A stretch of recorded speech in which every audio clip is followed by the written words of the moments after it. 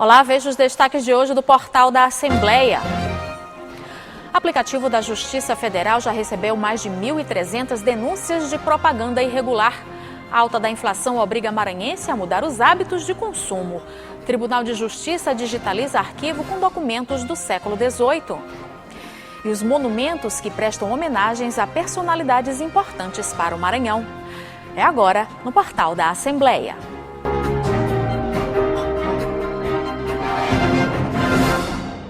A Justiça Eleitoral disponibilizou um aplicativo onde o cidadão pode fazer denúncias de irregularidades eleitorais.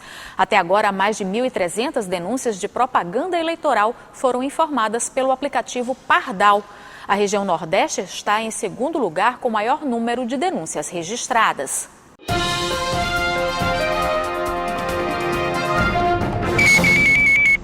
Em menos de um mês do início do período eleitoral, a Justiça recebeu por meio do aplicativo Pardal 1.330 denúncias de propaganda irregular.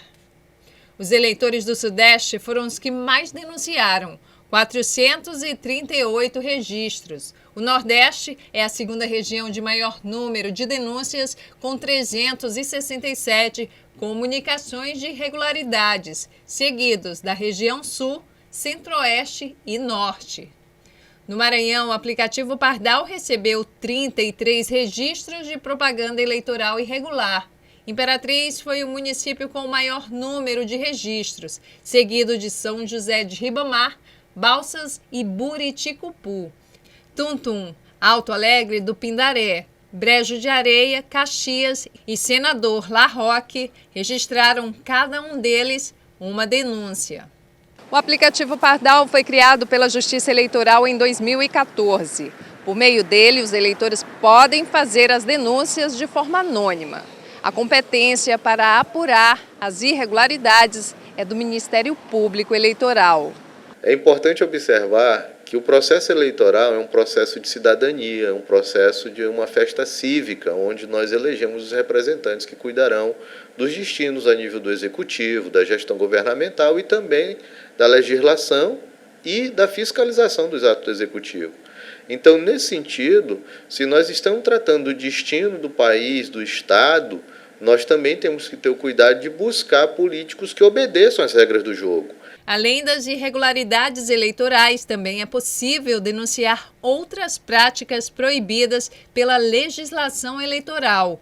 A participação popular é muito importante durante o período.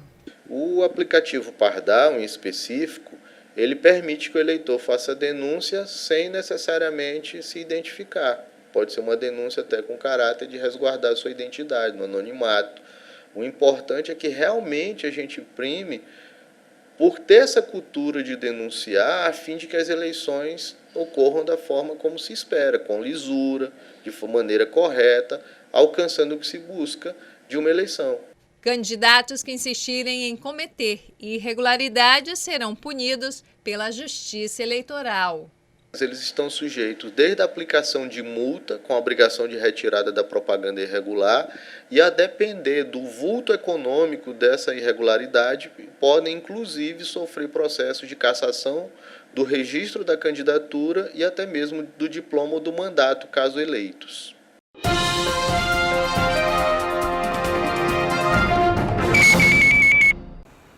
A alta da inflação tem forçado os brasileiros a mudarem os hábitos de consumo. No Maranhão, não é diferente. A saída para manter a despensa com os ingredientes das refeições é optar por marcas mais baratas dos produtos e assim fazer com que a cesta básica mensal continue cabendo no orçamento familiar. A Luzia já fez vários cortes de gastos no orçamento da família. A economia é necessária por conta da alta na inflação. Os produtos que costumava comprar estão mais caros e mudar de marca foi a saída encontrada para a dona de casa garantir o equilíbrio nas contas. Tirar muitas coisas, muitos itens de supermercado, tirar o plano odontológico que nós tínhamos, reduzir. Se eu usava um sabão, passa a comprar um sabão mais barato. Manteiga, a gente sabe que margarina não é muito bom para a saúde, passamos a usar manteiga, mas não dá mais. Então vamos voltar à margarina Infelizmente, a gente está sobrevivendo, né?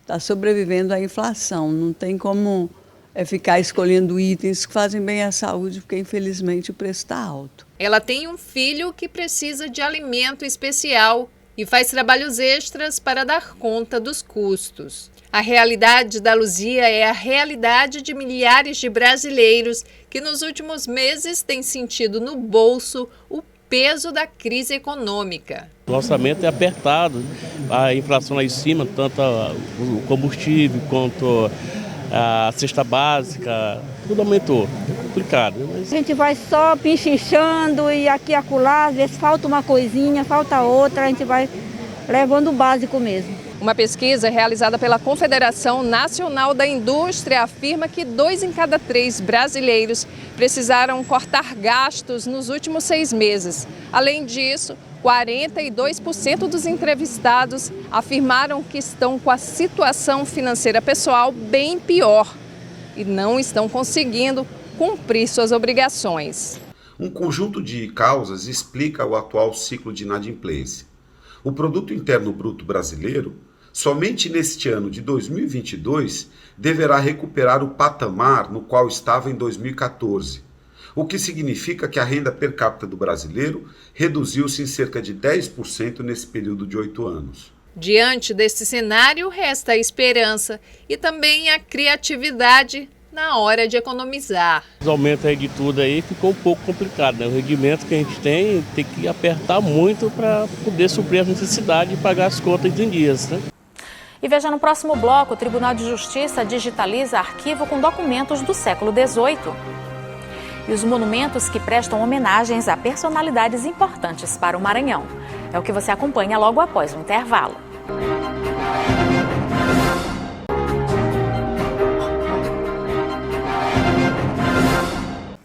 O Tribunal de Justiça do Estado mantém um arquivo de documentos históricos que guarda memórias da nossa história. Cerca de 60 mil documentos estão sendo digitalizados e poderão ser consultados pelo público. Quando esta porta se abrir, vamos conhecer um pedaço da memória do Maranhão. Aqui é o arquivo do Tribunal de Justiça do Estado. Nestas caixas, cerca de 60 mil documentos guardam um pedaço importante da nossa história. E o melhor é que o acervo está sendo digitalizado e em breve ficará à disposição para consulta pública.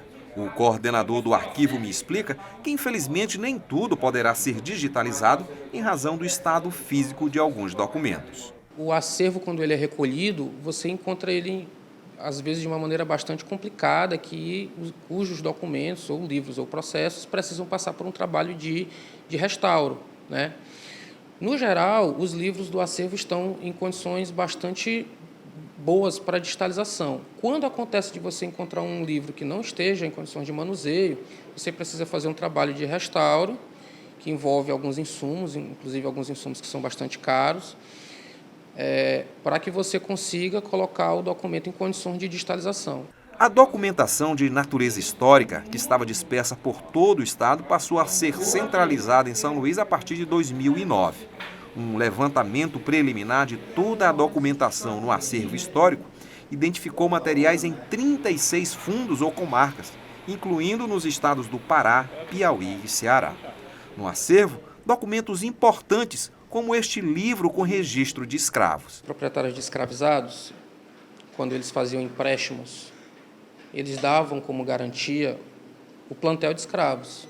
Como, por exemplo, aqui a gente tem um registro lá do sítio Piranhenga, onde o proprietário do sítio Piranhenga hipotecou alguns escravos, tá, como garantia da dívida. E aí o registro era feito nesses livros aqui, como este. Um acervo rico que guarda documentos históricos da vida política e social do nosso estado desde o século XVIII.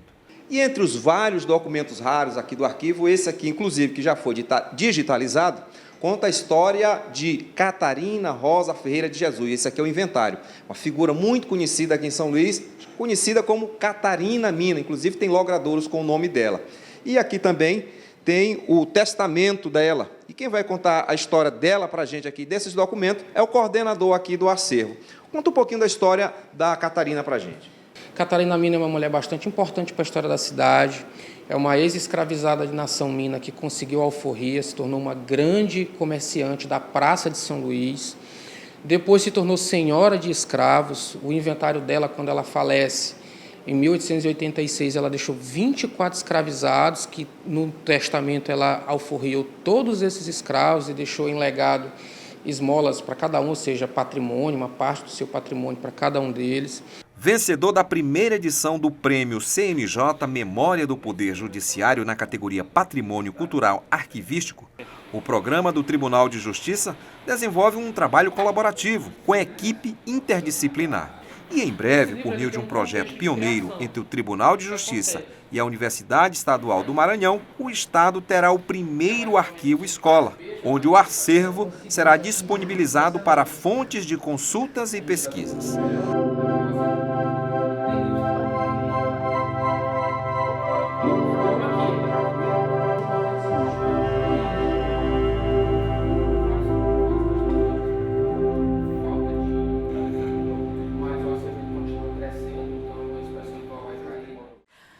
As personalidades que se destacaram em diferentes épocas no Maranhão foram homenageadas e eternizadas em monumentos espalhados por São Luís. As obras são muito mais que arte, são marcos históricos que ajudam a preservar e a lembrar a população de um período importante para o Estado. A história da humanidade é marcada por personalidades que se destacaram em diferentes épocas, cada um com a importância que representa o período e a maneira como vivia a população daquela cidade, estado ou país. Essas pessoas admiradas, lugares, lendas ou situações são muitas vezes lembradas na história pelos monumentos. Em vários cantos da cidade, monumentos prestam homenagens a personalidades ilustres. O jornalista e escritor maranhense João Lisboa, o ex-governador do Maranhão Benedito Leite, Luiz Alves Lima da Silva, o famoso militar Duque de Caxias no bairro João Paulo, e a Pedra da Memória, que faz referência à coroação de Dom Pedro II, o último imperador brasileiro. Os monumentos são muito mais que obras de arte espalhadas pela cidade. Representam um período, são verdadeiros marcos históricos para a população. Já deu para descobrir de quem são esses bustos que tem aqui na praça? Não. Acho que seria importante ter toda a informação, principalmente para os turistas, que vêm de fora. Saber a importância de cada monumento ajuda a preservar essa história. De suma importância, toda e qualquer informação que fique bem nesses monumentos quando as pessoas acharem. Até mesmo porque se nota que muita gente que nasceu aqui em São Luís não conhece a história daqui de São Luís. No Largo dos Remédios, uma das praças mais belas da capital maranhense, a estátua do autor indianista da primeira geração romântica brasileira e maior poeta maranhense se mantém firme sobre uma estrutura que lembra um dos poemas mais conhecidos de Gonçalves Dias, escritor que até hoje inspira outros poetas em São Luís. Este historiador ressalta que é necessário cuidar dos monumentos, já que todos eles são patrimônios históricos. O poder público, se por um lado ele restaura ou tenta conservar dentro de suas limitações as estátuas, por outro ele não oferece ainda a educação patrimonial, que vai ensinar para o cidadão o que representa aquele símbolo, a contextualização daquele símbolo, o significado dele. Então as pessoas às vezes passam de frente de uma estátua, não sabem quem é aquela personalidade, não sabem em que contexto ela foi produzida, e isso é muito ruim.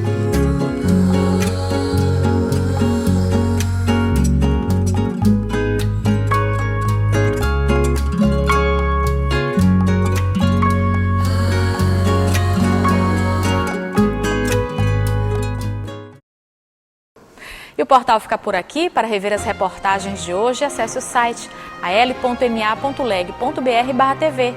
Um ótimo fim de semana para você.